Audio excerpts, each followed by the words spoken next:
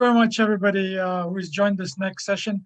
Sorry for taking a little bit more time on the last session, but as you know, the subject matter was very important. It's a new emerging disease, antimicrobial resistance. It's a new health burden, and we don't want it to be following the same route as the pandemic, COVID pandemic did.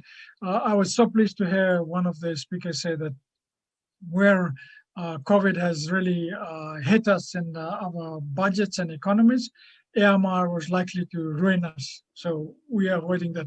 However, we did have a TV program with us in the last session, and they pointed out that antimicrobial resistance in TB is roaring out to Africa to look at these neglected issues that are still resilient. And this is why this session is so important to us. This next session has got all that it is, which I say, since as a childhood I was growing up in Africa, these diseases have continually run. I know how surprised I was when I, as a youth, started traveling out, and I would find out there was no malaria in some areas. There was nothing about Hep C, nothing about Hep B. And I used to be really surprised as to why that was so. And as you went into university and traveled abroad, I saw things had controlled. But these neglected diseases still remain. For this session, I'm very proud to say that I've got Johnpaul Omollo, our moderator from the Health Research and Development Program from PATH. PATH has really, set the standards in Africa, governance and public health and health policy.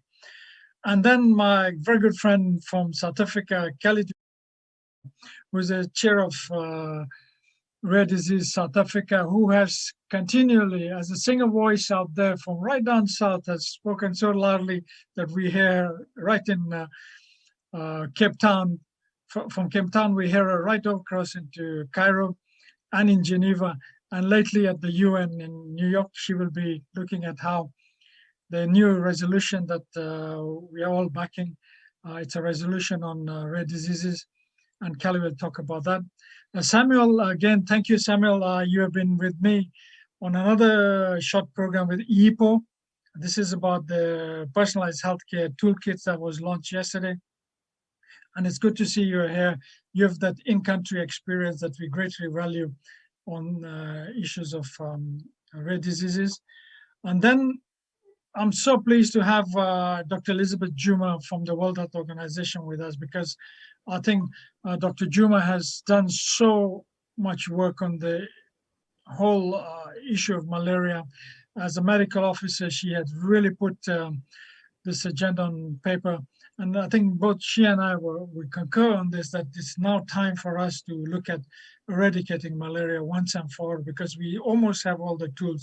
Besides the insecticide-infected nets, to prophylactic anti-malarials, cleaning of environment, behavior change, etc. We do now have a vaccine that really works, and it may help us in helping. And lastly, but not least, Dr. Roger Sombie from Burkina Faso has such a fascinating tale to talk about hepatitis.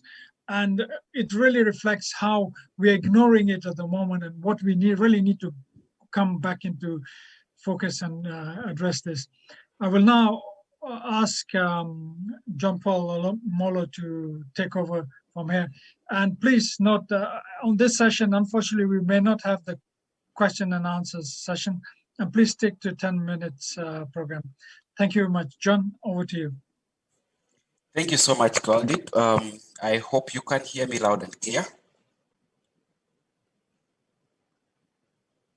You're on mute, but I want to believe I saw your echoing your lips. We are. Thank you. Thank you so much. I think we are so glad to have this session today, a session that we were so much looking forward to help, heighten the discussions around, neglected tropical diseases. And I think, and thank you so much for introducing our excellent speakers today. And I think we are going to learn quite a bit. So to all our attendees in the call, this session today will be trying to raise the awareness on and look at the patient engagement and co-creation in eliminating the neglected tropical diseases as well as the entrenched infectious diseases. So our session today will look at the needs for African neglected and forgotten patients group. We will also be looking at the meeting needs of African patients with those very rare diseases in the UN resolution. As we may all be aware, the 30th of January was declared during the 74th World Health Assembly as a World Neglected Tropical Disease Day to raise the profile of these patients and their needs. Malaria, TB, HIV are all considered the entrenched infectious diseases that Africa has put a lot of effort in eliminating, but has still fallen short of eliminating them completely. We know that we are seeing some of the trends around reduction of numbers or in incidence and prevalence rates in some places. The incidence going down, and sometimes for HIV, we see the prevalence going higher, meaning that we are keeping more people alive out of some of these diseases. But when the University of Oxford announced that they have the successful malaria vaccine in April of 2021, many observed that compared with the COVID-19 vaccine deployment and approval, it had taken over 60 years to get a vaccine for malaria, with the Global Malaria Eradication Program that had started in the 1955. So as we are looking at the quality and access of health services, we are aware that patients with rare diseases do not enjoy the same level of access to quality health information and services that patients normally would enjoy. The Rare Diseases Internationally is the Rare Disease International is currently, proposing that the United Nations resolution on persons living with rare diseases and their families, that effectively they are recognized, and it recognizes the complex needs of these persons living with these very rare diseases, and promote the human rights and full participation in their society, or in the society where they live, of course, of all these people living with these rare diseases.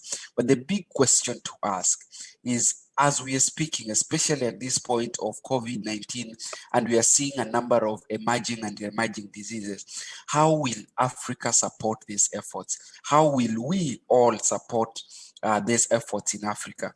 So I think this is going to be a very interesting session, and we are going to look at the new biotechnology and genomic medicine clusters of excellence and regulatory collaboration that has become a game changer in addressing many rare orphan diseases using the cell and gene therapies and other health technologies, improving diagnostics and tests, medical devices, repurposing medicines and biotherapies. And to start us off, I think we have been introduced to our speakers. I think I would like to start with one of our excellent speaker, Kelly du Plessis, who is going to talk about on the patient experience of persons living with rare diseases in South Africa through the pandemic, and the RDSA on UN resolution submission on rare diseases. She'll be talking more about what is it, what it is, and what it entails, and the impact on vulnerable groups, especially on the lower middle income countries. Welcome, Dr. Kelly du Plessis. Thank you very, very much for having me.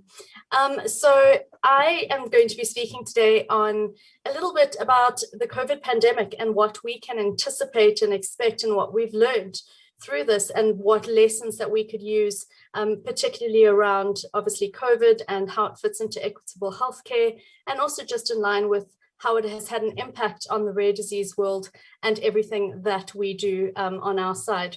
So first things first, what are some of the COVID comparisons that we have had over this last time? The first is invisible illness. I think everybody through this has had an understanding of exactly what it is like to be seen, to have something that you might not be able to see, to not have an idea necessarily about who might be sick and who's might be impacted with something. And I think if there's one thing that we've learned from this whole process is that we've developed a defense mechanism that everyone is a potential threat to our health. And we've absolutely added an extra caution with what is required to protect ourselves. For rare and chronically ill patients, however, this overcautious behavior that has previously been considered rude or antisocial has almost become the norm. And it is not only accepted, but now it's encouraged.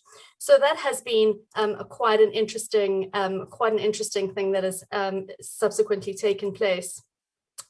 I am not sure if my screen is still sharing. I think it is coming up with some issues, if that is the case, but I'm just going to carry on speaking while we have those problems taking place. The social stigma around wearing a mask. How ironic it has been that prior to COVID-19, wearing a mask in public was almost a source of judgment, whereas these days not wearing one will provide you with the same level of judgment, if not greater. For rare and chronically ill patients, the onus has always been on them to protect themselves from the potential threats to their health as the minority in society, and they would have to wear face masks to protect themselves from others. We had an incident in South Africa where one of our patients was almost stigmatized in a queue in a pharmacy. She was very immune compromised, had recently undergone a stem cell transplant, so her immune system was less than 0 at the time. And she had people laughing at her because she was wearing a mask. Here we are 2 years later, where you would receive essentially the same judgment if you chose to walk outside without one. So COVID has given everyone insight into that, and a concern. We've developed a concern for our fellow, humans. And that healthcare is everybody's responsibility. We don't necessarily wear masks to protect ourselves anymore, but we're doing them to protect those who are at risk. And then you have fearing the common cold. Considering the ambiguity of symptoms and long-term effects of the COVID virus, it was an illness many people feared contracting simply due to the number of unknowns associated with it, especially considering that victims didn't have predefined characteristics or health profiles. So regardless of opinion, we hope that this has given the general public an idea of what it actually feels like to fear something that it can be so common, but can have such devastating impact. And this is what rare patients feel on a daily basis. The fourth element has been how lonely self-isolation is. For most, the primary reason why hard lockdown has had such an immense negative impact, barring the financial impact, obviously, was the forced separation from those who we care about and we love most. It was emotionally draining to rationalize that the fact that when we love someone, the best thing we could do for them in this time was to stay away. And we ask, subsequent to this pandemic, for people to have an understanding and to spare a thought for the friends and families and loved ones of rare disease patients who are forced to make this decision every single day. Mental exhaustion has been another key criteria. Initially COVID tests had a 48-hour waiting period for results. And for someone who was fearing infection and the subsequent concerns which accompanied it, it felt like a lifetime. In times of uncertainty, human psychology has us fearing the worst, enacting every possible scenario and plaguing our thoughts to the point of sheer mental exhaustion. Now imagine feeling like that for months, if not years, while waiting for a diagnosis. That is the reality for a rare disease patient. On average, 7.2 years from presentation of symptoms to the time you've received your diagnosis. So you can imagine the compounded mental fatigue that these patients are experiencing. And then last, you've had this never-ending wait for a cure. I think we can all relate that during the last 18 months to 2 years, we have waited almost desperately for some form of treatment, cure, vaccine. The sad reality is that with this wait, 95% of rare disease patients are still experiencing that grueling, never-ending wait for someone to come along with a treatment, to develop some form of reaction, some form of protocol for them. 95% of rare disease patients do not have a single FDA-approved drug available to them. So those are really, really hectic odds. But there have been some positive. You look at the collaborative research. We have seen how the research and pharmaceutical world has managed to come together for a common sense, leaving intellectual property, budgets, and business strategy aside. We've seen speed. We now know that when there is a will, there is absolutely a way. We've seen FDA approvals expedited if the need exists, and so has reimbursement approvals. We've seen improved diagnostics, tests that have become more accessible with quicker reporting times, and even rapid tests that are now available. We've seen collective empathy. We've seen a world that has stood together for the common good of all of those around us. And we've seen access. While the vaccine rollout has without a doubt been slower in some areas, and there has been presence of health inequity in the global rollout, we've also seen a global drive to ensure that those willing to be vaccinated are absolutely 100% able to do so. So this asks a bigger question. Are all of these principles and lessons not what we aim to achieve when it comes to universal healthcare? And today, I don't want to discuss reasons to include rare disease patients within the universal healthcare framework, but rather to ask how we cannot. Over 300 million people worldwide are living with one of over 600,000 identified rare diseases. Rare diseases are often chronic, complex, heavily disabling, and very often life-threatening. And persons living with a rare disease and their families face life challenges that touch on every aspect of human life. Challenges include integration and inclusion in healthcare, education systems, challenges accessing stability in the workplace, financial hardships, difficulty accessing appropriate healthcare, as well as stigma and discrimination, and even an increase in gender inequity, especially felt by women and mothers who are primary caregivers and experience greater stigmatization. The challenges of this global community are tied to the aims of Sustainable Global Development Goals beyond healthcare and demand the attention of the United Nations as a whole. So from my context, coming from South Africa, we have been a member country of the United Nations since 1945 and are as such bound by the SDGs. And Goal 3 includes the following: achieving universal health coverage, including financial risk protection, access to quality essential healthcare services, effective quality and affordable essential medicine, and vaccines for all. It also includes strengthening capacity, as well as reduction of the under 5 mortality rate. There's other SDGs as well that are relevant to this discussion. One being Goal 1 of no poverty, Goal 4 of quality education, Goal 5 of gender equality, and Goal 10 of reduced inequalities. The innate characteristics of rare diseases often pose an ethical consideration. Why invest the cost of treating possibly 1,000 HIV patients when the same cost can only treat one rare disease patient? And this is something I think that patient advocates around the world who are dealing with rare diseases have to grapple with all the time. Social justice refers to where there is a fair distribution of benefits and burdens in society.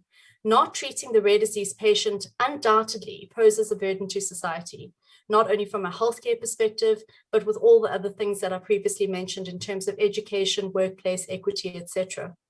When looking at the concept of social justice, 4 principles need to be considered: access, equity, rights, and participation. And all of these have a positive outcome if treating a rare disease patient positively. The African Charter does not expressly refer to the principle of progressive realization. However, this concept is widely accepted in the interpretation of economic, social, and cultural rights, and it has been implied in the African Charter in accordance with Articles 61 and 62. State parties are therefore under a continuing duty to move as expeditiously and effectively as possible towards the full realization of economic, social, and cultural rights. So the progressive realization obligation is therefore not completely eliminated due to resource constraints, because resource constraints alone cannot justify inaction. So why has the international rare disease community advocated for a United Nations resolution? There's 5 reasons. 1, it elevates rare diseases within the UN system, and it provides us with a soft law binding on the UN Secretariat, as well as the budget and programs of the United Nations. 2 is the to advance the achievement of the Agenda 2030, as well as the SDGs. And the rare disease community is a vulnerable group facing challenges linked to the key pillars of SDGs, and addressing the needs of this community advances the commitment to leave no one behind. The 3rd is to empower the global rare disease community, and this resolution would be a point of reference and an additional basis at international level to support the claims of advocacy for the rare disease community at national level. And lastly, encourage national strategies and international collaboration. If it's adopted, it would foster an enabling environment to stimulate the development of national strategies and international collaborations to address the complex challenges faced for these patients. So what are our key asks for our UN resolution? Inclusion and participation within society, improvement of health and social outcomes with the appropriate care and support within existing resources, promotion of national strategies and actions, integration of rare diseases into agencies, UN agencies specifically, programs and priorities, reports by the UN Secretariat to monitor its implementation across the world. So for anyone looking for more information, particularly on what we are doing within the rare disease community, I encourage you to visit Rare Diseases International's website and to Google a hashtag resolution for rare. We've got numerous toolkits, etc., that have been developed, which will assist you to participate if you feel that this is something that strikes you. So as today's session continues, and in the interest of time, and also the fact that my slideshow is not working really well, I don't necessarily, in the rest of the session is going to discuss health equity in Africa, but we need to ask ourselves one pertinent question today. How can we claim to have achieved universal healthcare as a continent when we continue to exclude marginalized and vulnerable patients and knowingly leave them behind? So with that pertinent thought, I thank you very, very much for your time and look forward to the rest of the discussions today. Thank you very much. Around our experiences, rather the experiences of, people, especially people who live with rare diseases. I picked quite a number of really informative items there, especially for people who are maybe joining this as new.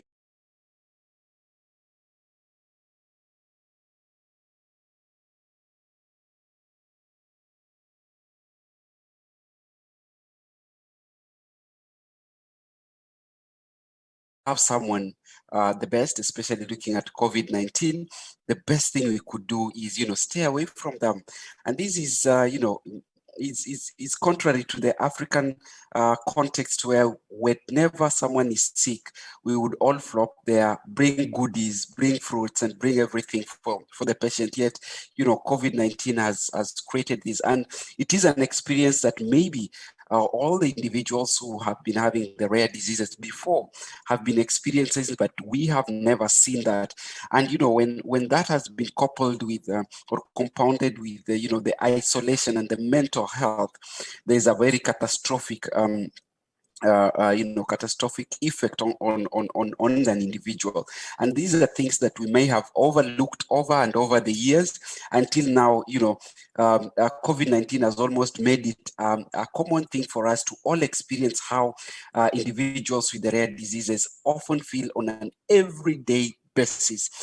You spoke about, some of the tenets of UHC, looking at access, the issues of quality, the issues of reducing catastrophic health expenditures, and the cost it takes, especially for people who have, rare diseases to access the care. And more often than not, you find that these individuals pay out of pocket.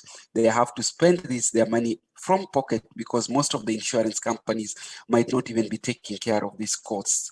And of course, given us the 4 reasons as to why we advocate for, we would want to advocate for the UN resolution, and given us more links for further study, for further reading, looking at, we can look at the, your website, the Rare Diseases website. Thank you so much, Kelly Plessis, for such an insightful session. We have just looked at, the sessions, the experiences of, persons living with rare diseases. I wanted to bring our second speaker, an excellent one to that matter, Dr. Samuel Agyei-Wiafe, to now build up on this and talk about how do we engage the multi-stakeholders engagement and how they play a key role in rare diseases in Ghana. So this is more like a build up on, after we've experienced on all this, how are the other people around the globe dealing or engaging individuals with the rare diseases, and what is working and what is not working, the challenges and the successes. The floor is yours, Dr. Samuel Agyei-Wiafe. Welcome. Hello, good afternoon, good morning, good evening, wherever you are. My name is Agyei-Wiafe, and it's a privilege to share our experiences working with the rare disease program here in Ghana. I'm going to talk about the multi-stakeholder engagement and how it has helped us here in Ghana and the achievements we have so far.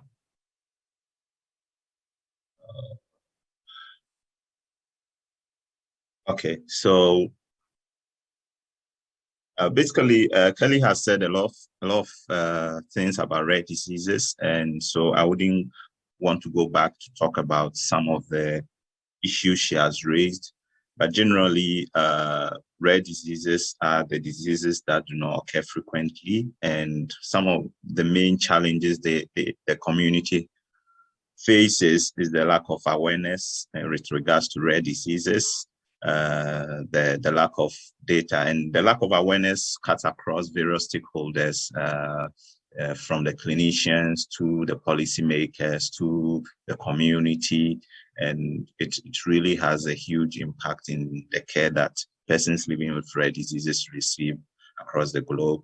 The lack of data also affects decisions and policies that have to be formulated, and the diagnosis is often delayed and often difficult. There's an unending journey, and getting a diagnosis for a rare disease can be very, very difficult, especially in our setting.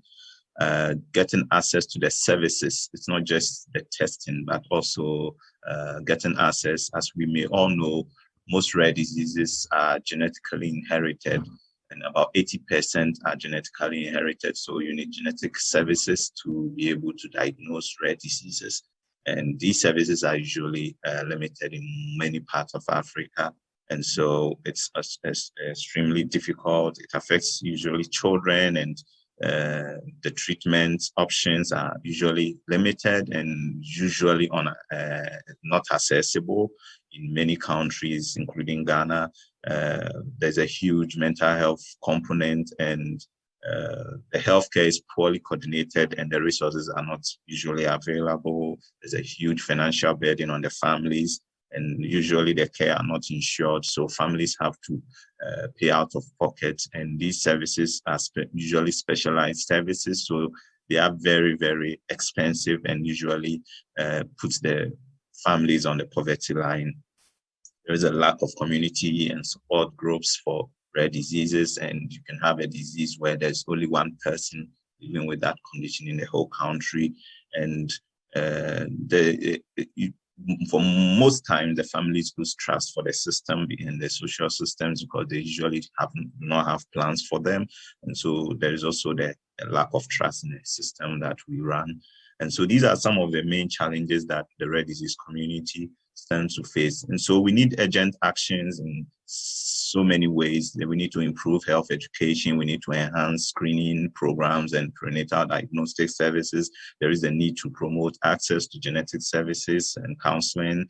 We need to enhance data and surveillance. We need to enhance patient engagement and care and policies. There is they need to enhance equitable access to available treatments and therapies, and we need to enhance the research and development of new products, and to also understand the conditions. And we need our governments to commit or to be willing to include rare diseases in their planning. And these are all some of the things that we all need to help improve. And these were some of the things we realized as the needs, specifically to Ghana as well, that we needed to work on, and also to reduce stigma among the community. And so we started our program, Rare Disease Ghana Initiative. It's a national non-profit organization, and it started somewhere in 2017, and we've been running the program to date. And so since we started, we've seen an increase in awareness on rare diseases among health professionals and among the general community, and this can be seen in the number of, this can be measured in the number of referrals we get for support for families. We've seen that since we started, there has been an increase in the number of cases reported. We've reported over 50 rare diseases. and over 500 patients have been known to be affected with different rare diseases. There has been an ongoing national newborn screening being done by the Sickle Cell Foundation, and there has been a newborn screening policy which is ongoing, which is with the Ministry of Health and the Ghana Health Services. They've established the West African Center for Genetic Medicine, which has been established and is currently training genetic counselors and geneticists here in Ghana. And we have new guidelines for registration of orphan products, which has been published by the FDA to help with the registering of products for rare diseases treatment. And in that document, that's the official government document that acknowledges rare diseases. There's a new national health policy that has been published, and it also talks about inclusion and equity of all. And this we see as an opening for the inclusion of rare diseases. There has been the review of the Disability Act to include both visible and invisible disabilities, and it's still under review and it's still ongoing.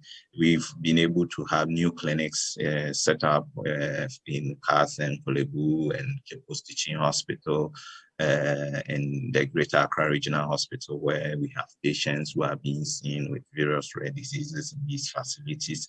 There has been an increase in support for families. We have over 20 families who have been enrolled on genetic testing and other diagnostic program, including being able to support. We've been able to support them to get MRIs and other CT scans done. Over 10 patients also getting treatment for their condition. And we working on establishing the national registry for rare disease. These are some of the successes we've recorded so far, but how did we do it? We did it through collaboration. We've been doing this to let you know that you have about 3 minutes. Sorry for cutting you. Yes, we've been doing this through collaboration, and this has been a model that we've been running with. We've been collaborating with various individuals and groups. So if you look at it, we first formed a network, various networks with the Ghana Rare Family Network, representing persons living with rare disease that do not have a support group, but through the Genetic Alliance have support group, we are able to support them through their support group as well. And we support the patient directly if they don't have a family support group. We have the Clinical Research Network, which connects our clinical groups and the clinical centers and the health professionals, and we work directly, we report directly and communicate directly with government about any changes in whatever is going on. And then through the government agencies, we send letters and other meetings with them. And we also bring in the industry and other funders, organizations that support us, and we are working through the corporate alliance. But through this work network, we're able to put up specific projects that are targeted towards awareness creation and diagnosis and screening, community rehabilitation, data and registry, therapeutics and treatments, and well-being programs. And we launched our trust fund, which is currently helping to reimburse some of the care for the patients. And so far, we've committed over 50,000 Ghana cedis to reimburse some of the costs for the patients, and the patients and so because of that, the case we are able to continue the care. What are we trying to achieve? The universal health coverage through this collaboration and engagements. We are all trying to work towards achieving these targets and bringing Ghana to them. So my conclusion statement is that there is a need for the patients have so many needs. And it's diverse, and we require strong collaboration among all stakeholders. That's the only way. No country can do it alone. No individual can do it alone. No institution can do it alone. But with collaboration, we will be able to achieve this. And we pray and work together through this engagement to ensure that no one is left behind. So those are my. Thank you very much for your attention. Thank you, Agyei. Your last statement says it all. no one should be left behind.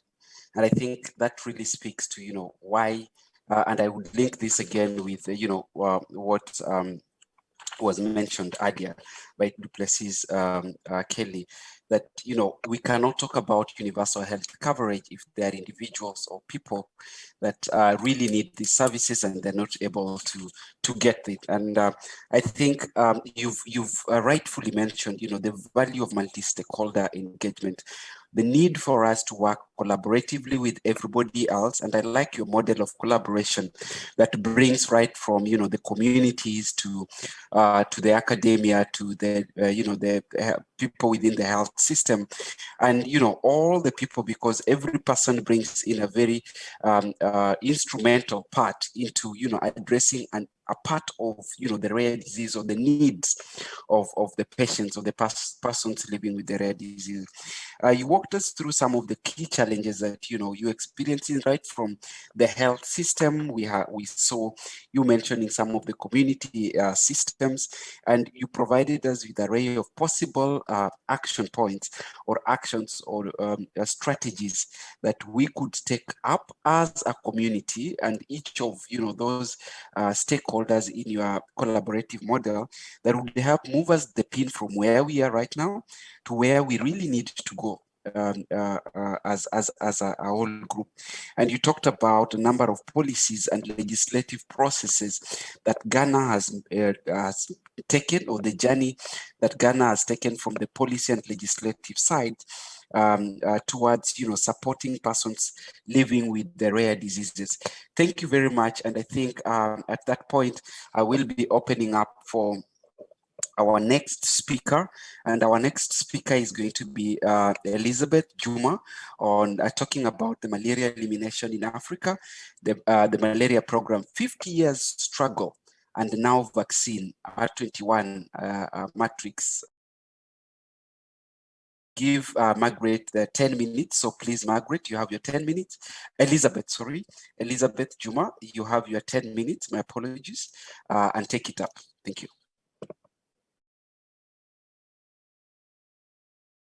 Thank you very much, Chair, and thank you very much. And I like that we are moving into this because malaria is not quite a rare disease, but I would like perhaps to give some exhortation on the role of what we can do as patient advocates and communities for a disease that impacts us so seriously, but can also be neglected, as it were. And keeping in the theme of that is going on the conference, the universal health coverage, what can we do to address the issues that affect us?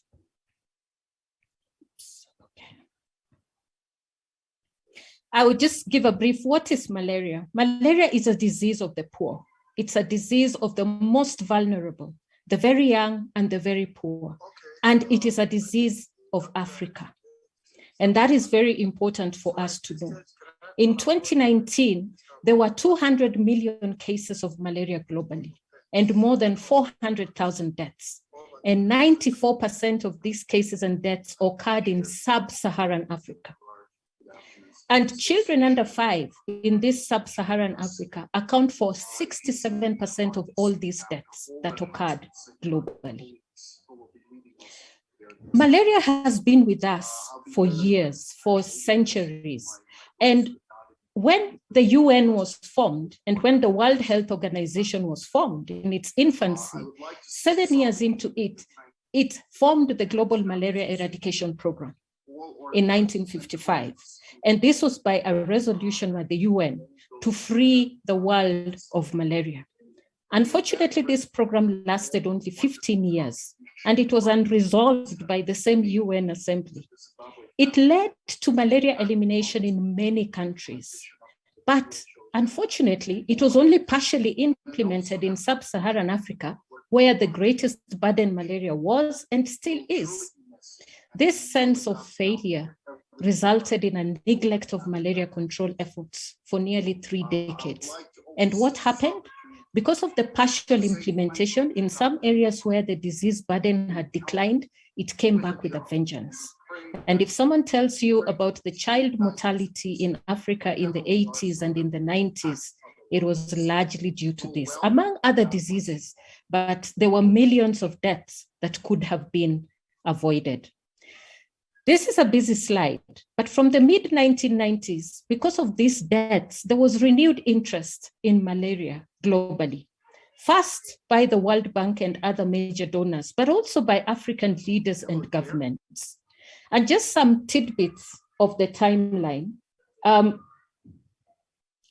some tidbits in the timeline. The first malaria vaccine was developed by GSK and the US Army, and it started testing in 1992.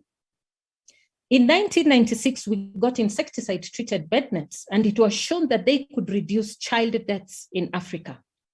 The Rollback Malaria Partnership was formed in 1998, and the commonly used medicines, artemisinin combination therapies, were recommended by WHO in 2001, although these were not deployed widely where they were needed until almost 4 years later. Meanwhile, the deaths continued. In 2002, we had the Global Fund to fight AIDS, TB, and malaria formed. And in 1985, WHO then, with these new resources put into malaria, HIV, and TB, adopted the target that we needed to get nets to 80% of the vulnerable populations and treatments in order to impact mortality. And we shall see that these were quite effective. I would also just like to highlight that the malaria, together with TB and HIV, became part of the UN General Assembly Declaration of the Millennium Development Goals, noting that targeting these diseases or reversing, their incidence and toll on human death could contribute to development. So we have had a great history from the 1950s, abandonment for a few decades, and then renewal of efforts, again, through all these UN declarations. This is what the current malaria map still looks like, although this is drawn from 1997. The darkest places have the highest incidence. And as you can all see, this is in sub-Saharan Africa. So we still need a lot to be done. And as we continue fighting these, we all need to work as a collective.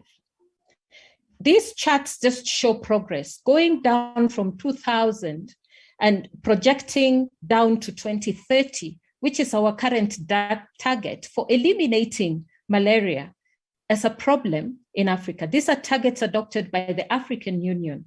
And as you see, we are totally off course. We are not even, in terms of disease, number of cases, we have flatlined and we are increasing.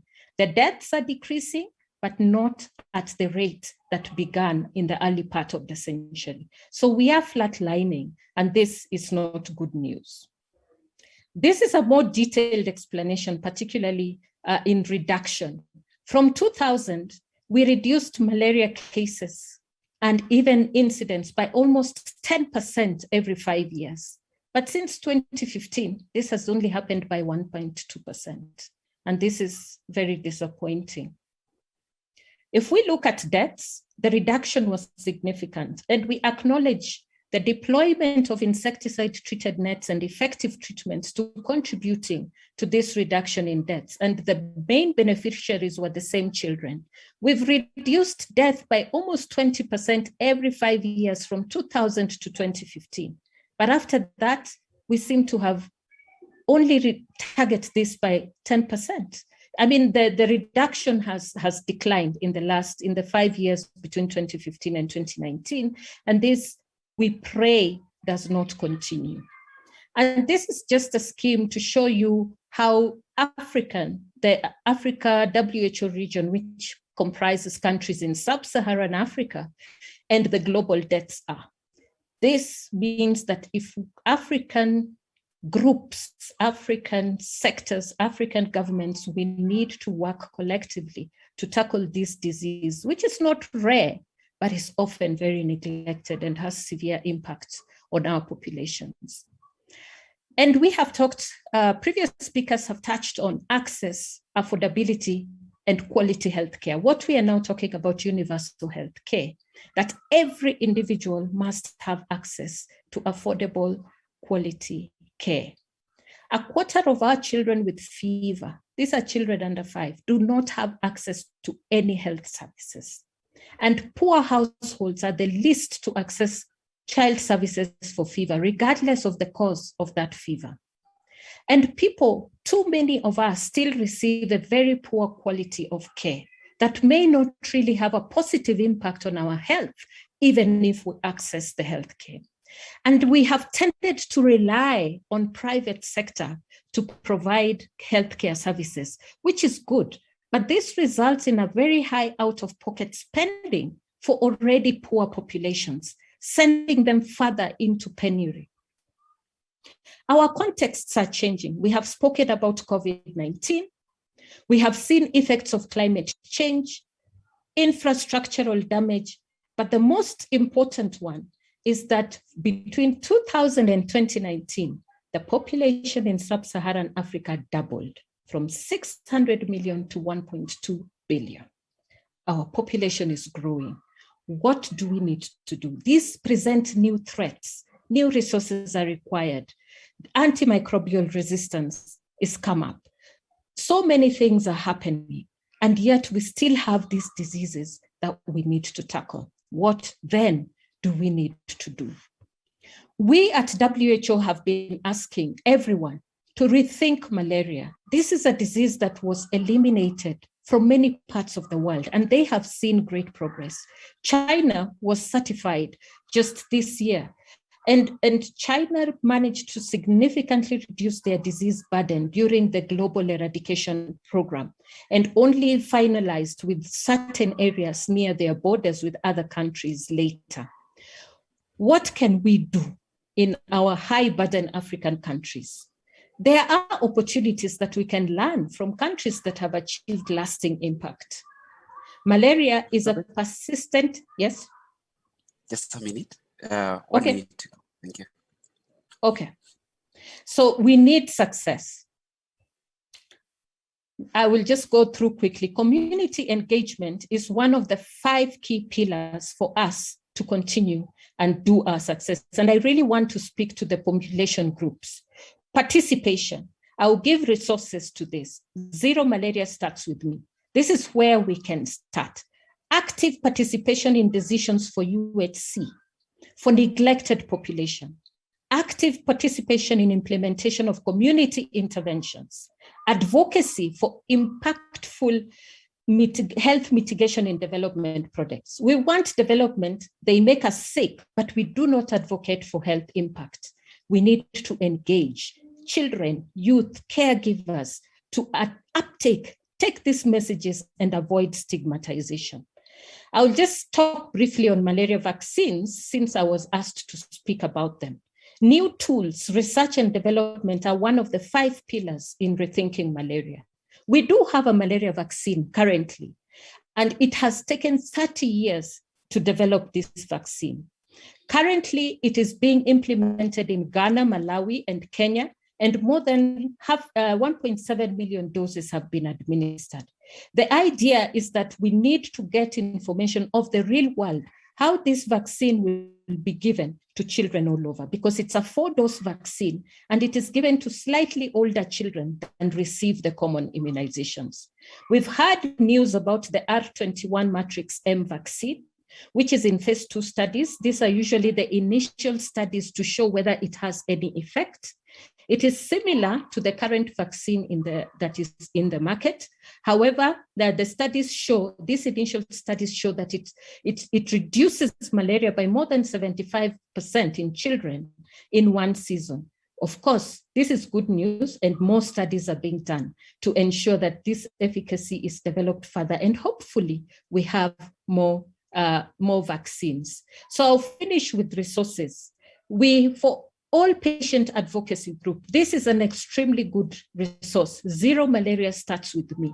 How can we all engage? All sectors, it covers everybody. Political advocacy, high-level advocacy, health workers, communities. How can we do this? And of course, the benefits of malaria eradication the future scenarios, and feasibility, an excellent report that we need to take up. Thank you very much, Chair. Over to you.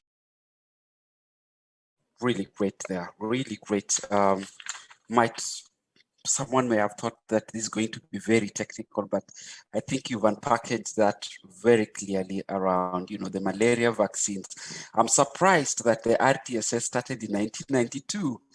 I was part of this process sometimes back as a member of the Gavi Civil Society, and we were pushing for the resources to come so that, this currently, it's not the pilot, but the rollout in Ghana, Malawi, and it's Ghana, Malawi, and is it Zambia? Yes, to be there. And I did not know that it started way back when I was still very young. Thank you so much. I think one other shocking thing to note is that, when we're talking about rare diseases, and right now we might even think that we've normalized malaria, but the burden of the malaria itself is more in Africa, almost to a tune of 94%. And if we look at the issues of data and the why and how data is hard to come by, the real data in Africa, then we might even think these statistics might be underrated. So it might be higher than this. And unfortunately enough is that, from your presentation is that 67% of all these deaths and incidence rates are, the burden is more with the children. I think the other thing that I love that you've mentioned is the need for us to relook at the new threats in Africa.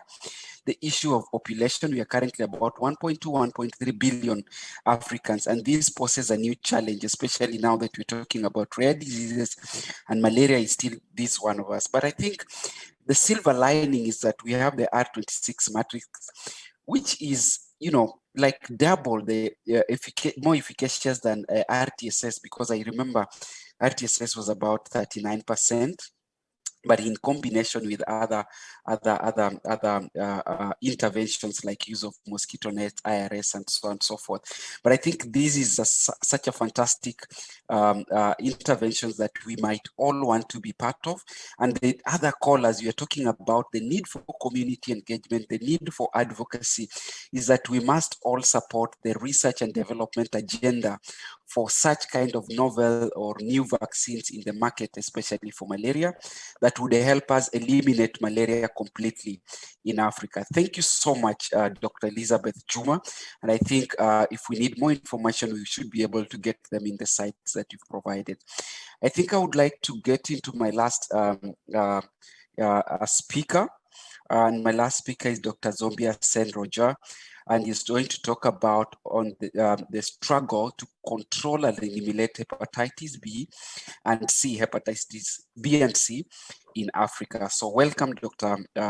Sombie, and your 10 minutes starts now. Thank you.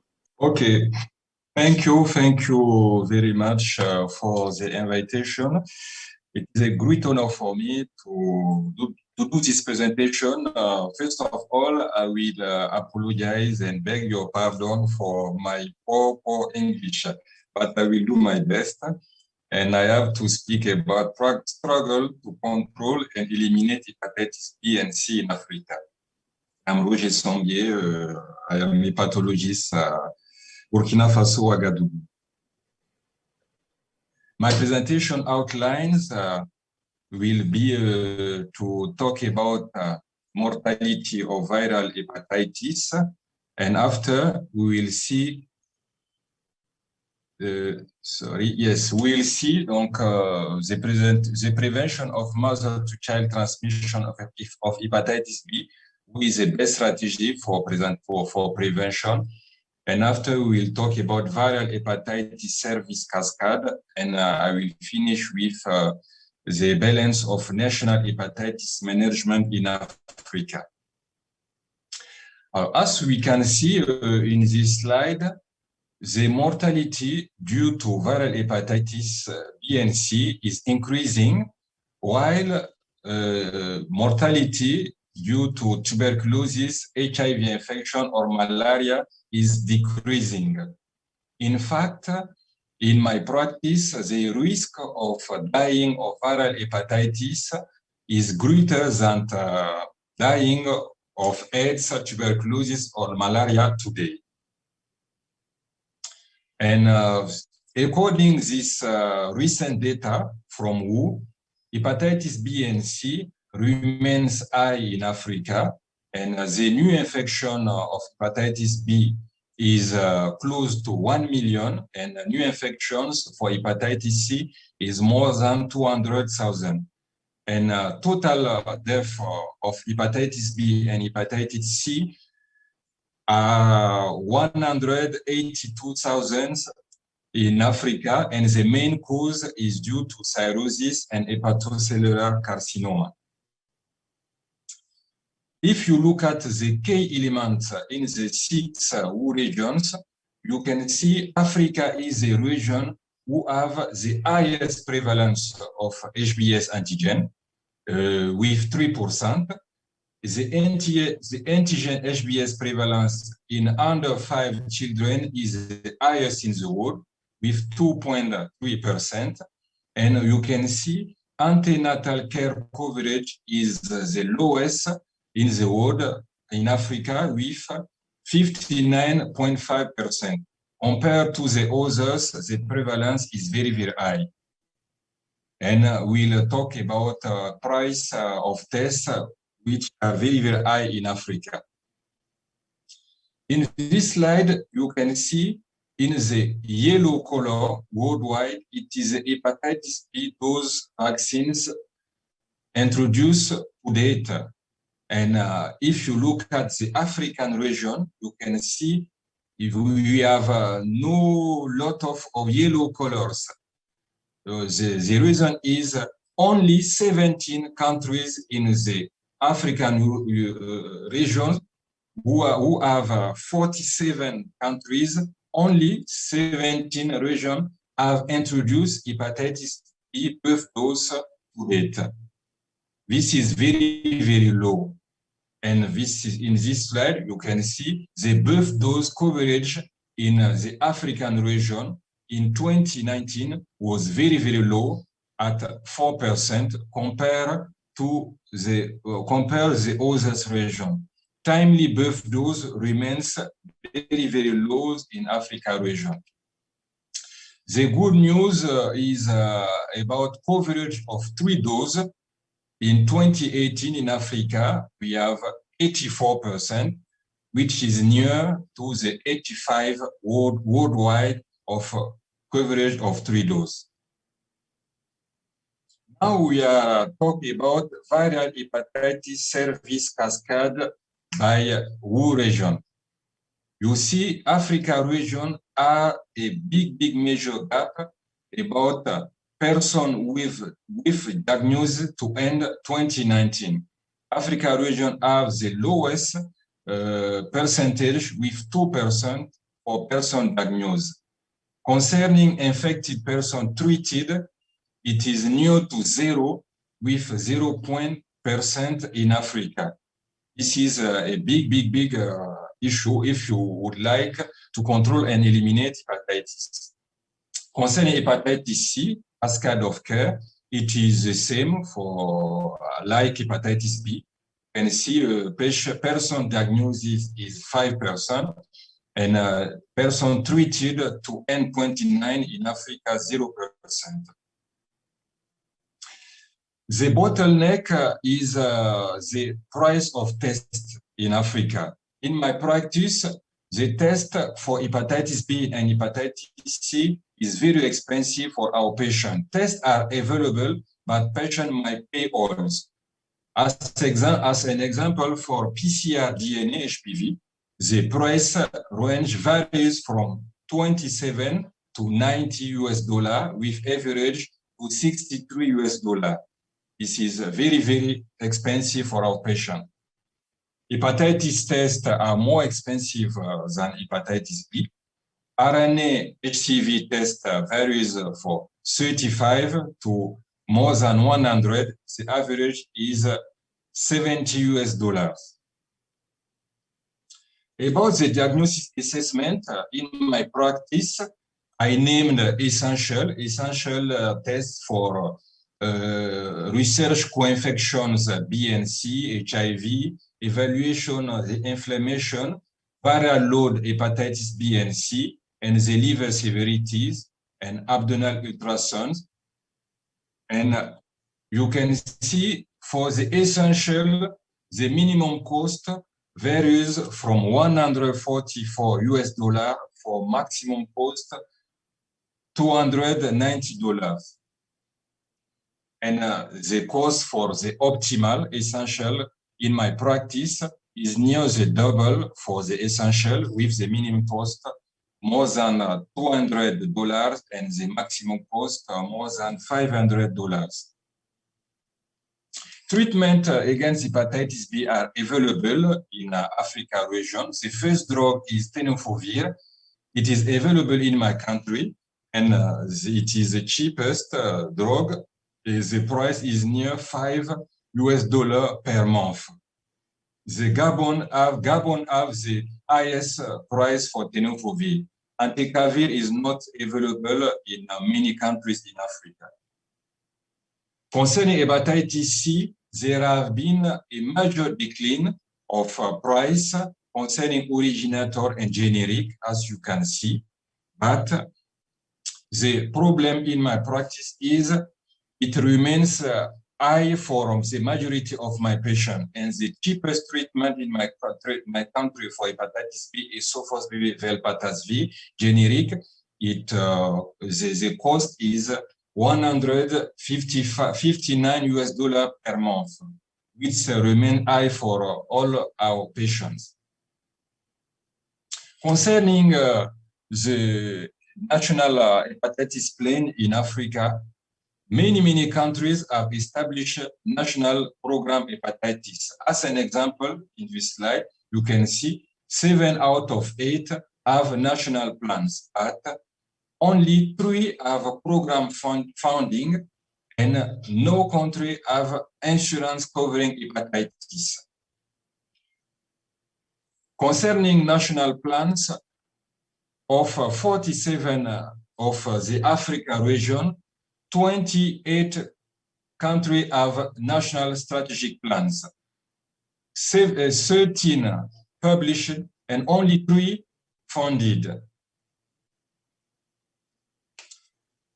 This figure represents the balance of national hepatitis management. As you can see, only the Rwanda in greens have the best score with concerning national plans and governance, awareness and community engagement, workforce development, screening and diagnostic testing, clinical and treatment, monitoring and evaluation. The other countries have low score. My country, Burkina Faso, in blue, here has a very low score. It is the same for Ivory Coast. Yeah, the score is very low, and it is not very harmonious. This figure shows that in Africa, the care health system is not permit to control and eliminate hepatitis for the moment. In conclusion, 1 minute. On the struggle to control and eliminate hepatitis B in Africa, progress remains weak. Access to a timely birth dose remains low in many countries. Reduction the price of diagnosis and simplification of hepatitis B and C management are required. We need more more political wills, awareness, and community engagement. Thank you very much. I'd added you 1 extra minute that you've perfectly used very well. So thank you so much. And there was no need to worry about your English. That was clear. Even though your slides looked a little bit technical, but I think from the community side and, the patient side, some of the key things that we've picked from your slide is that the brunt of, the burden of the hepatitis B and C is still largely in Africa. And to completely treat, persons who have contracted hepatitis B and C is almost, it's almost zero. If we look at the cost of care that is required, and it's very it becomes a little bit difficult for any common person to afford that amount of money to, completely get the treatment. And one of the most interesting bit, because I'm a health analyst as a profession, is that there's usually the link between policy, availability of the policy, the implementation of the policy, and the financing for the policy. And I think as you're calling out for advocates, for civil society, for people to advocate, we then need to even move the three who have, the 7 who have the policies to start implementing those policies, those who don't have the policies to have it, and those who have the policies to really finance the policies. Otherwise, I think that was a fantastic presentation around hepatitis B and C and the control or the struggle that we go through as Africans towards elimination. Otherwise, up to that point, thank you very much